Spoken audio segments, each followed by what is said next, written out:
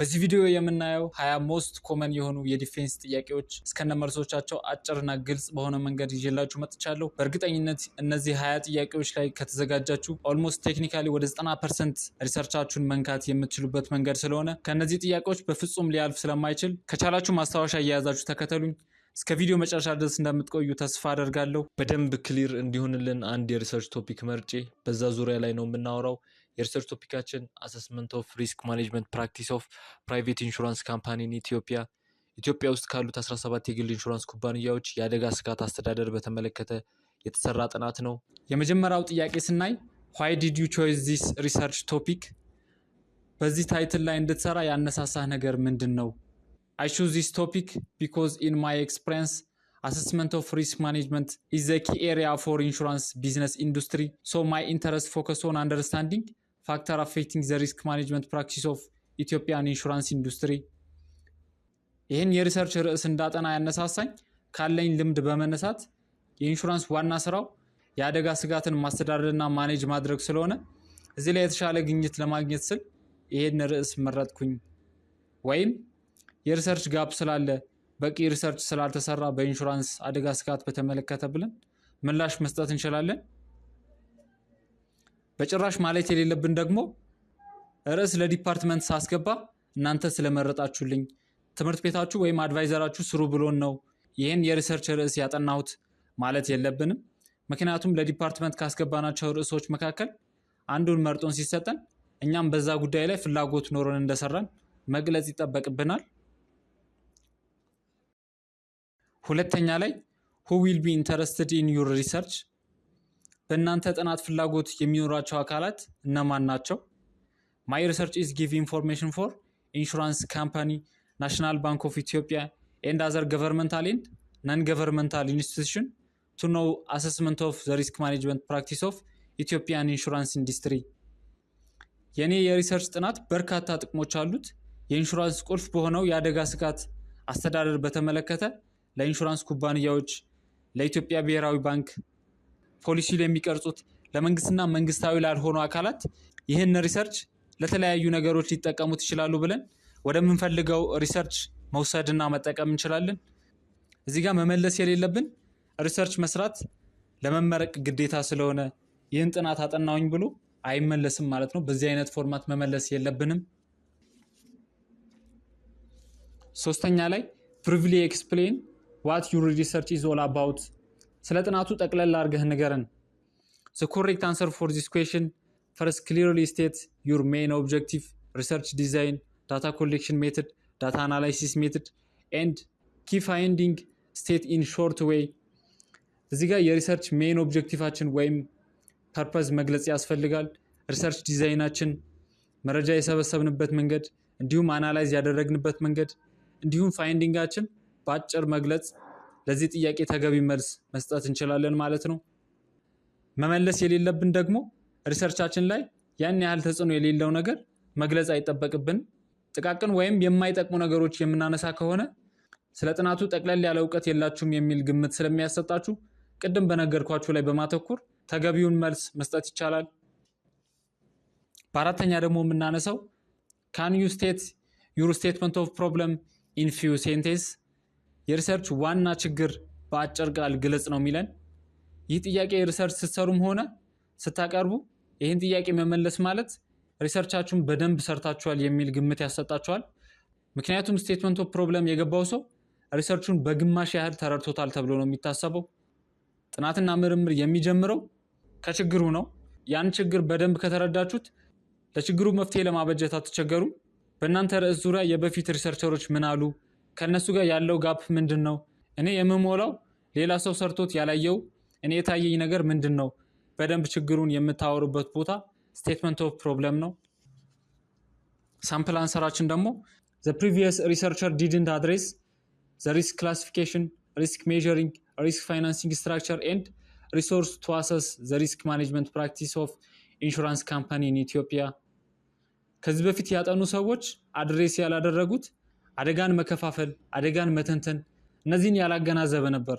አደጋ አስተዳደርን በተመለከተ እኛ ሀገር ባለው ኮንቴክስት ብለን ተገቢውን መልስ መስጠት እንችላለን በዚህ ጉዳይ ላይ። Can you summarize your key finding in just few sentences? ከጥናቱ ያገኘው ግኝት በአጭር ግለጽ ነው የሚለን። እዚህ ጋር ከሪሰርቻችን ያገኘነው ግኝት በአጭሩ በሚገባ መንገድ ጠቅለል አድርገን ሎጂካል በሆነ መንገድ መግለጽ ያስፈልገናል። The overall indication of the study points except the risk response practice other all of the risk management practice are moderate extent. This indicate most of the respondents are neutral agreement which shows they are not sure on the practice of risk management and insurance company need to give due attention and awareness about the risk management practice. በዚህ ጥናት የተገኘው ጠቅለል ሲደረግ በጥናቱ ላይ የተሳተፉ አብዛኞቹ መላሾች ስለ አደጋ ስጋት አስተዳደር በተመለከተ መካከለኛ የሆነ አስተያየት ነው ያላቸው። ይህ የሚያሳየው የኢንሹራንስ ኩባንያዎች ለሰራተኞቻቸው ግንዛቤ መፍጠር እንዳለባቸውና የጥናቱ ግኝት ከተባልን የሚያወሳስብ ነገር የለም። ቀጥታ ሰርተን ያመጣነው ግኝት ማብራራት ነው። በስድስተኛ ደረጃ what do you recommend based on your finding? ከጥናቱ ግኝት በመነሳት የምትሰጠው ምክረ ሐሳብ ምንድነው? ከጥናቱ ግኝት በመነሳት ይህ ነገሮች ቢስተካከሉ ይህ ይሆን ነበር፣ ይህ ችግር ይፈታ ነበር ብለን የምናስቀምጥበት ቦታ ነው። Regarding to the risk identification, insurance company must identify losses event from each risk type using internal and external data. እያንዳንዱ የኢንሹራንስ ኩባንያ የአደጋ ስጋት ከሚያደርሱት አደጋ ላይ እየተነጻጸረ መቀመጥ አለበት፣ የውጭም የውስጥም መረጃ በመጠቀም ነው የሚለን። በኢንሹራንስ ውስጥ የተለያዩ አይነት የአደጋ ስጋቶች አሉ። ከነዛ ውስጥ እያንዳንዱ አደጋ ስጋት ከሚያደርሱት ኪሳራ ጋር ቢቀመጥ የሚል ምክረ ሐሳብ ነው የተሰጠው እዚህ ጋር ከተገኘው ግኝት በመነሳት። በሰባተኛ ደረጃ what is the scope of your study? ጥናቱ የሚካሄድበት ቦታ የት ነው የሚለን። እዚህ ጋር የጥናቱ ስኮፕ ወይም የሚያጠቃልለው ባውንደሪ መግለጽ ያስፈልገናል። The study mainly focus on risk management practice on private insurance company in Ethiopia. ጥናቱ የሚያጠቃልለው ኢትዮጵያ ውስጥ ካሉት የግል ኢንሹራንስ ኩባንያዎች አጠቃላይ የሚያጠቃልል ነው። ኢትዮጵያ ውስጥ አሁን ላይ ወደ 17 የሚሆኑ የግል ኢንሹራንስ ኩባንያዎች አሉ። በስምንተኛ ደረጃ what is your data collection method? መረጃ በምን አይነት መንገድ ሰበሰብክ? ጥናትና ምርምር በምናደርግበት ወቅት የሪሰርች ውጤታችን የሚወስነው የምንሰበስበው ዳታ ነው። ስለዚህ ይህ መረጃ በትክክለኛው መንገድ መሰብሰብና አለመሰብሰባችን ወይም የተሰበሰበ መረጃ ከሆነ ደግሞ የምንጠቀምበት የምንገልጽበት ቦታ ነው። Data was collected using primary data collection technique basically through structured questionnaire. መረጃ ለመሰብሰብ የተጠቀምኩት መረጃን ቀጥታ ከምንጩ የተገኘ ወይም የተሰበሰበ ሲሆን በኩዌስሽነሪ ጥያቄ በማዘጋጀት በመሰብሰብ ብለን ተገቢው ምላሽ መስጠት እንችላለን። What kind of data analysis is a method used? ምን አይነት መረጃ መተንተኛ መንገድ ተጠቀምክ? Data summarized and presented using statistical package for social science. A species was used to analyze the data. መረጃን በአግባቡና በተገቢው መንገድ ለመግለጽ SPSS ሶፍትዌርን በመጠቀም ነው መረጃን የተነተንኩት ማለት ትችላላችሁ። ነገር ግን SPSS ብቻ አይደለም መረጃ መተንተኛ መንገድ፣ ኤክሴል ሊሆን ይችላል፣ ስታታ ሊሆን ይችላል። የኛ ጥናት የሚጠይቀውን አይነት ሶፍትዌር በመጠቀም መስራት እንችላለን። ለምሳሌ ዲስክሪፕቲቭ ከሆነ የምንሰራው ሚን፣ ሰም፣ ቫሪያንስ በመጠቀም ከሆነ ኤክሴልን በመጠቀም መስራት እንችላለን። ነገር ግን ከፍ ያለ አናሊሲስ የምንጠቀም ከሆነ SPSS እና ስታታን በመጠቀም ትልልቅም ሆነ ቀለል ያለ አናሊሲስ መስራት እንችላለን። በነገራችን ላይ SPSSን በተመለከተ በርካታ ቪዲዮዎች እዚህ ዩቲዩብ ቻናል ላይ ማግኘት ትችላላችሁ። ወደ 10ኛ ጥያቄያችን ስንሄድ what gap in the literature do you study address? ከዚህ በፊት ከተጠኑት በእናንተ ሪሰርች ቶፒክ ላይ እናንተ የምትጨምሩት ነገር ምንድነው ነው የሚለን። It address lack of study linking risk identification, risk managing and monitoring practice are the factors that affect the risk management practice of insurance company in Ethiopia. ከዚህ በፊት ከተጠኑ ጥናቶች ላይ እርስ በራሳቸው ሊንክ አላደረጉም ነበር አደጋ መለየት መቆጣጠርን በተመለከተ። እኔ ይሄንን ጋፕ ወይም ክፍተት ለመሙላት የኔ ጥናት አስፈላጊ በመሆኑ ብለን በዚህ መልኩ አሳምረን ወደ ራሳችን ወደምንፈልገው ጉዳይ በማምጣት በጣም አሪፍ የሆነ መልስ መስጠት ይቻላል። ሪሰርች ስንሰራ በዋናነት ትኩረት ማድረግ ያለብን ሪሰርች ጋፕ ላይ ነው። ከዚህ በፊት ተሰርቶ ምን ጎደለው ያን የጎደለውን ለመሙላት ነው እኛ የምናጠናው። ብዙ ሪሰርቾች ላይ ምንም የሚጨምረው ነገር ሳይኖር የጊዜ ልዩነት ስላለው የቦታ ልዩነት ስላለው ይላሉ ይባላል። ግን ሁሉም ሰው ማለት አይጠበቅበትም። በእርግጥ ሌላ ሀገር የተሰራ ጥናት እኛ ሀገር አምጥተን መሞከር እንችላለን። ነገር ግን ያን ያህል ሁሉም ሰው እንደዛ ማለት አይጠበቅበትም ለማለት ያህል ነው። ማለት ደግሞ የሌለብን ከዚህ በፊት በዚህ ርዕስ ዙሪያ ላይ ማንም ሰርቶ አያውቅም ብለን መካድ አያስፈልግም። ሌላ ሰው ከሰራው ላይ እኛ የሚለየው ወይም እኛ የምናሻሽለው ወይም የምንጨምረው ነገር ካለ ያንን የምንጨምረው ነገር ማስቀመጥ ነው እንጂ የሌላ ከዚህ በፊት የተሰራ ጥናት የለም ብለን መሸምጠጥ አያስፈልግም ማለት ነው።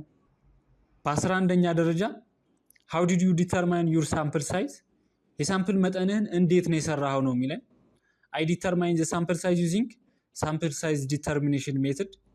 ሳምፕል ሳይዝን ዲተርማይን ለማድረግ ሳምፕል ሳይዝ ዲተርሚኔሽን ሜትድ ተጠቅሜ ነው ዲተርማይን ያደረኩት ማለት እንችላለን። ይህን ፎርሙላ እዛ ዲፌንስ ላይ መጥቀስ አስፈላጊ አይደለም፣ ነገር ግን ማወቅ ይኖርባችኋል ማለት ነው። በ12ኛ ደረጃ what are your research variable? የሪሰርች ቫሪያብሎች እነማን ናቸው? ሁለት አይነት ቫሪያብሎች አሉ፣ ዲፔንደንት እና ኢንዲፔንደንት ቫሪያብል። ዲፔንደንት ቫሪያብል ማለት ዋናው ወይም የሪሰርች ቶፒካችን ማለት ነው፣ ወይም ደግሞ ጀነራል ኦብጀክቲቭ ማለት እንችላለን። ኢንዲፔንደንት ቫሪያብል ማለት ደግሞ ዲፔንደንት ቫሪያብላችን የሚገልጹት ወይም ኤክስፕሌን የሚያደርጉት ቫሪያብሎች ማለት ነው። ኢንዲፔንደንት ቫሪያብል ማለት ስፔሲፊክ ኦብጀክቲቭ ጋር ይመሳሰላሉ፣ ፎርማቶቹ ይለያሉ እንጂ። ዲፔንደንት ቫሪያብል አሰስመንት ኦፍ ሪስክ ማኔጅመንት ፕራክቲስ ኦፍ ፕራይቬት ኢንሹራንስ ካምፓኒ ኢን ኢትዮጵያ። ኢንዲፔንደንት ቫሪያብል ደግሞ ሪስክ አይደንቲፊኬሽን፣ ሪስክ ሜዠርመንት፣ ሪስክ ፋይናንሲንግ ስትራክቸር ኤንድ ቦርድ ሪስፖንሲቢሊቲ፣ ሪስክ አሰስመንት፣ ሪስክ ሪስፖንስ፣ ሪስክ ኮንትሮል፣ ኮሚኒኬሽን ኤንድ ሞኒቶሪንግ እነዚህ ናቸው። ጀነራል እና ስፔሲፊክ ኦብጀክቲቭ ደግሞ ላሳያችሁ። The general objective of the study is to assess the risk management practice of private insurance company in Ethiopia. The specific objective of the study has the following: to assess the practice of risk identification, to assess the practice of risk measurement, to assess the practice of risk financing structure and board responsibility, to assess the practice of risk assessment, to assess the practice of risk response, to assess the practice of risk control, communication and monitoring. ዲፔንደንት ቫሪያብል እና ጀነራል ኦብጀክቲቭ፣ ኢንዲፔንደንት ቫሪያብል እና ስፔሲፊክ ኦብጀክቲቭ ግንኙነት እንዳላቸው ለማሳየት ስለፈለኩኝ ነው። ቫሪያብል ጥቀሱ ሲባል ግን ዲፔንደንት እና ኢንዲፔንደንት ቫሪያብል መጥቀስ በቂ ስለሆነ ዲፔንደንት እና ኢንዲፔንደንት ቫሪያብል ጠቅሳችሁ ማለፍ ነው። በ13ኛ ደረጃ ዋት ሳምፕሊንግ ቴክኒክ ዲድ ዩ ዩዝ? ምን አይነት ሳምፕሊንግ ዘዴ ነው የተጠቀማችሁት ነው የሚለን። አይ ዩዝ ሲምፕል ራንደም ሳምፕሊንግ ቴክኒክ። የተጠቀማችሁት ሳምፕሊንግ ቴክኒክ መግለጽ ነው። ብዙ አይነት ሳምፕሊንግ ቴክኒኮች አሉ። ከነዛ ውስጥ እናንተ የተጠቀማችሁት ሳታንዛዙ መግለጽ ያስፈልጋል። ይሄ ሪሰርች ሲምፕል ራንደም ሳምፕሊንግ ቴክኒክ በመጠቀም ነው የተሰራው። 14ኛ ጥያቄያችን ደግሞ የሚሆነው ሳይት the most important source for your work። ለጥናታችሁ እንደ ዋና ምንጭ የተጠቀማችሁት ጽሁፍ ግለጹ ነው የሚለን። ይህ ጥያቄ በዲፌንስ ወቅት በጣም ብዙ ሰዎችን የሚያደናግር ጥያቄ ነው። ብዙ ጊዜ የሪሰርች ፕሮሰሱ ላይ ነው ሰው የሚያተኩረው፣ ነገር ግን ብዙ ሰው ለመመለስ የሚያስቸግረው ጥያቄ ነው። አስታውሰን መመለስ ካልቻልን ከ60 እስከ 70 ሪፈራንስ እንጠቀማለን። ከዛ ውስጥ ሞር የተጠቀምነውን ሳይት መጥቀስ ነው። እዚህ ጋር በዚህ ሪሰርች ላይ በብዙ ቦታ የተጠቀምኩት ናሽናል ባንክ ኦፍ ኢትዮጵያ ሪስክ ማኔጅመንት ጋይድላይን 2010፣ 2014፣ 2016 እና 2017 ኤዲሽን ብለን በቀላሉ መጥቀስ ይቻላል ማለት ነው። በ15ኛ ደረጃ የምናየው ጥያቄ how do you know that what you have found is right? የጥናቱ ግኝት ትክክለኛ መሆኑን እንዴት አወቃችሁ ነው የሚለን። ይህን ጥያቄ ለመመለስ ትክክለኛ የሆነ የሪሰርች ፕሮሰስ ተጠቅማችሁ እንደሰራችሁ ማሳወቅ ነው። የሪሰርች ጥያቄዎቻችሁ ሊመልሱ የሚችሉ ጥያቄዎች ማዘጋጀታችሁን፣ መላሾቹን መረጃውን ስንሰበስብ በትክክለኛው መንገድ መሰብሰባችን፣ የወሰድነው ሳምፕል ፖፑሌሽኑን በደንብ እንደሚገልጽ ማሳየት፣ የተሰበሰበው መረጃ በትክክለኛው መንገድ አናላይዝ መደረጉ፣ አፕሮፕሪየት የሆነ ኮንክሉዥን መጻፋችን ማሳወቅ ይህን ጥያቄ በተገቢ መንገድ እንድንመልስ ያደርገናል። በ16ኛ ደረጃ የምናገኘው ጥያቄ how do you formulate your research question? የሪሰርች ጥያቄውን ያዘጋጀው እንዴት ነው የሚለን። የሪሰርች ጥያቄዎች የምናዘጋጀው ዋና የሪሰርቹን ጥያቄ በተለያየ አቅጣጫ በማየት ከዚህ በፊት ከተሰሩ ጥናቶች ጋፑን በማየት ያን ጋፕን በመሙላት በዋናነት ፕሪሊሚናሪ ቴስት በማድረግ አፕሮፕሪየት የሆነ ጥያቄዎችን በማዘጋጀት መመለስ እንችላለን። I developed the research question to fill a gap found in previous study. I then conduct preliminary test to create appropriate questions. በ17ኛ ደረጃ የምናገኘው ጥያቄ how did you select your sample? ሳምፕልህን እንዴት መረጥክ የሚል ነው። I select the sample using sampling technique. ሳምፕሌን የመረጥኩት ሳምፕሊንግ ቴክኒክ በመጠቀም ነው ብለን ምን አይነት ሳምፕሊንግ ቴክኒክ እንደመረጣችሁ ደግሞ ቀደም ነግሬያችኋለሁ። አሁን ጊዜያችሁን አልወስድም አልደጋገመውም። በ18ኛ ደረጃ የምናገኘው why do you think your data valid or reliable? መረጃው valid ወይም reliable መሆኑን እንዴት አረጋገጥክ ነው የሚለን። by pre-testing the survey and using triangulation to confirm finding from different data source. መረጃውን መጀመሪያ ከመሰብሰቤ በፊት በተወሰኑ ሰዎች ላይ ሙከራ አድርጌ ነበር። ፓይሎት ቴስትን በመጠቀም በ20 እስከ 30 ሰዎች ላይ ሙከራ አድርጌ እዛ ላይ በማየት የተሳሳተ ጥያቄ አለመግባባት አለመኖሩን በማረጋገጥ ነው መረጃዬን የሰበሰብኩት በማለት ተገቢውን ምላሽ መስጠት ትችላላችሁ። ሌላው ደግሞ ስታቲስቲካሊ ትራያንጉላር ሜትድ ተጠቅሜ ነው የሰራሁት፣ ክሮምባክ አልፋ ሜትድ ተጠቅሜ ነው የሰራሁት ማለት ይቻላል። በ19ኛ ደረጃ what challenge did you face during the research process? ጥናቱን በምትሰሩበት ወቅት ያጋጠማችሁ ችግር ምንድነው እያለን ነው። My biggest challenge was that obtaining information from people in high level of position in the insurance industry was extremely exhausting and very difficult. የኔ ትልቁ ቻሌንጅ የነበረው በኢንሹራንስ ትልልቅ ፖዚሽን ላይ ያሉ ሰዎችን ከነሱ መረጃ መውሰድ እጅግ አድካሚና በጣም ፈታኝ ነበር። ያለ እነሱ ጥናቱን ሙሉ ማድረግ ስለማልችል በጣም ከባድ ቢሆንም ተወጥቼዋለሁ ብላችሁ በዚህ መልኩ መግለጽ ትችላላችሁ ማለት ነው። በመጨረሻ ደረጃ የምናገኘው ጥያቄ how did you handle missing data? መረጃ መጉደል ሲያጋጥም እንዴት ተወጣው ነው የሚለኝ። መረጃ በተለያየ መንገድ ላይሟላልን ይችላል። መላሾቻችን በአግባቡ ላይ መልሱ ይችላሉ። ያልተሟሉ መረጃዎች ማኔጅ የምናደርግበት መንገድ ልንጠየቅ እንችላለን። በዚህ ሰዓት እንዲህ ብለን መመለስ እንችላለን። I use imputation technique and conducting sensitivity analysis to ensure the robustness of the result. የጎደሉ መረጃዎች ሲያጋጥመኝ የኢምፑቴሽን ዘዴዎችን የተጠቀምኩ ሲሆን የሴንሲቲቪቲ ትንተና አካሂጃለሁ በማለት መመለስ እንችላለን ማለት ነው። መመለስ ደግሞ የሌለብን አንድ ብቻ መሃል ላይ ያልተሟላ ወይም ያልተሰጠ ዳታ ሲኖረኝ ሙሉ መረጃውን ኢግኖር አድርጌ ነው ያለፍኩት ብላችሁ እንዳትመልሱ። አንድ ሰው ሁሉንም መረጃ ሰጥቶ ነገር ግን በመሃል መመለስ የማይፈልገው ኢንፎርሜሽን ካለን አንዱ ብቻውን ትቶ ሌላውን አልፎ መመለስ ይችላል። ቀደም ባልኳችሁ ቴክኒኮችን በመጠቀም ማለት ነው። የዲፌንስ ጥያቄዎችና መልሶቻቸው በተመለከተ ይህን ይመስላል ቆይታዬ። ቀጣይ በሌላ ጠቃሚ መልእክቶች እመለሳለሁ። ለዩቲዩብ ቻናል አዲስ ከሆናችሁ ሰብስክራይብ በማድረግ ቤተሰብ ሁኑ። እስከ ቪዲዮ መጨረሻ ድረስ ስለተከታተላችሁኝ አመሰግናለሁ። መልካም ጊዜ